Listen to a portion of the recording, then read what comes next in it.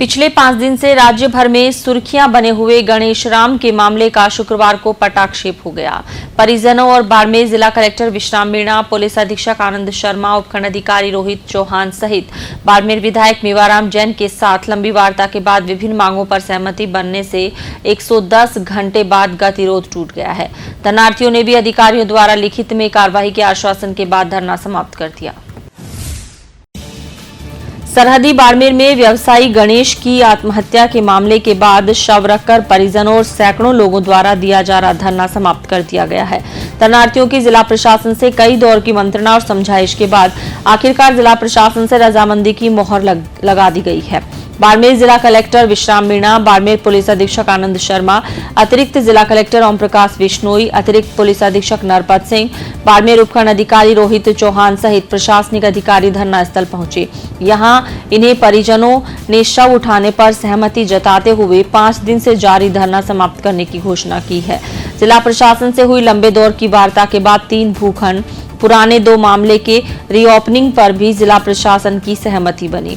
वहीं पूर्व में दर्ज मामले के एफआईआर लगाने वाले दोषी पुलिस अधिकारियों के खिलाफ कार्रवाई के साथ ही सुसाइड नोट मामले में निष्पक्ष जांच और लिखित आश्वासन पर सहमति बनने के बाद 5 दिन से चल रहा धरना समाप्त किया गया है।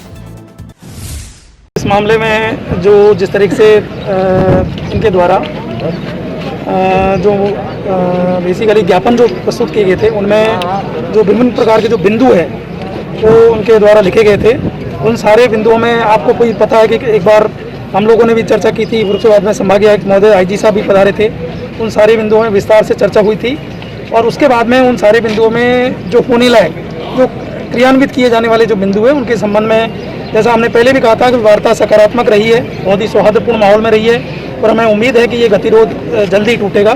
तो उसी प्रक्रिया को बढ़ाते हुए आज जो परिजन हैं उनको बुला करके चर्चा की, उनसे मुख्य बातें जो है वो चर्चा करके और आज जो एक तरीके से सहमति पत्र है वो उनको प्रदान किया गया है और इस तरीके से आज ये जो गतिरोध आ रहा था, आज इसको इस प्रकार से तोड़ दिया गया। परिवार के साथ और संघर्ष समिति के साथ वार्ता हुई और जो ऑपरेटिव पार्ट पुलिस के भी पे यह था कि जो 2 मुकदमे जिनमें एफआईआर लगी उन्हें रीओपन किया जाए, उन्हें ऑलरेडी हमने न्यायालय से परमिशन लेके आज रीओपन कर दिया है।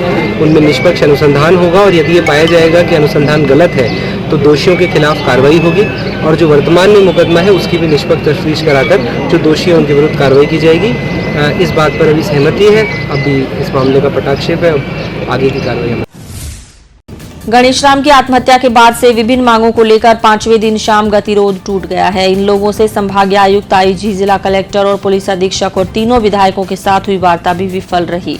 लेकिन 5वें दिन गतिरोध टूटकर शव मेडिकल बोर्ड से पोस्टमार्टम करवाकर परिजनों को सुपुर्द कर दिया गया है।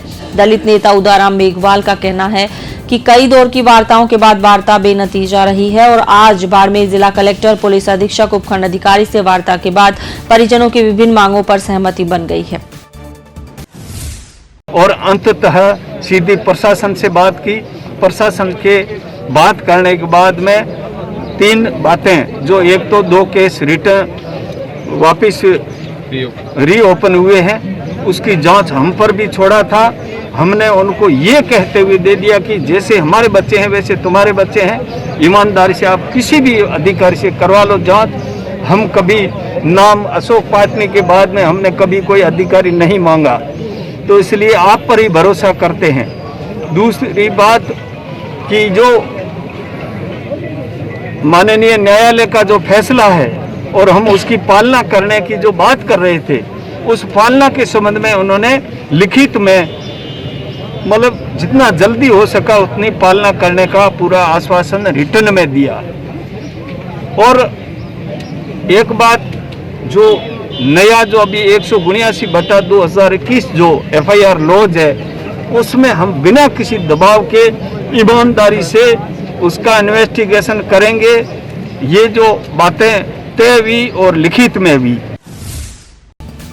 गौरतलब है कि बाड़मेर जिले के कोतवाली थाना क्षेत्र के चौहटन चौराहा स्थित एक रहवासी मकान में सुसाइड नोट लिखकर आत्महत्या करने के मामले में करीब 110 घंटे बाद सहमति बन गई है।